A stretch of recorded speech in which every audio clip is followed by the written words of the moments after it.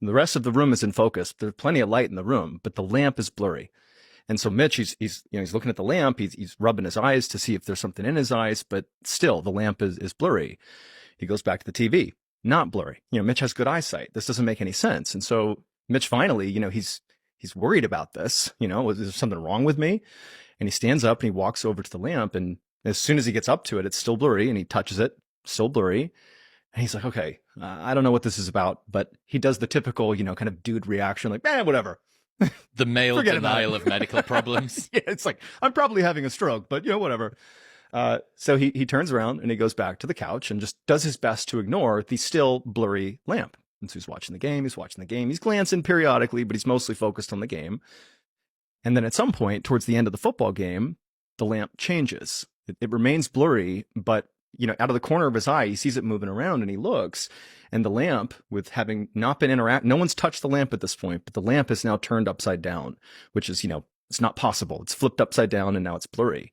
And so now Mitch he's looking at this lamp thinking, okay, huge problems here. There's something wrong. I might very well be having some sort of medical emergency. But for some reason that Mitch just could not place, he couldn't bring himself to call the doctor. I mean, this is a situation where you call the doctor. There's something wrong. And he knew it, but he didn't do it. Instead, he just could not stop looking at this lamp. He's not watching the TV. He's just staring at this upside down blurry lamp. And at some point that day or that evening, his wife Kayla and his two kids, they come home.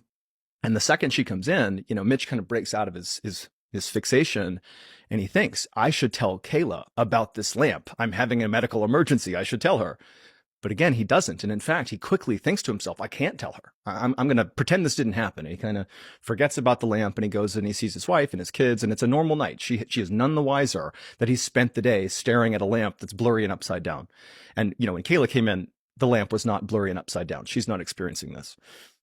So that night, regular night, they put the kids to bed, and, Kayla and Mitch, they go to bed too. But then after Kayla had fallen asleep, Mitch is wide awake. He can't sleep.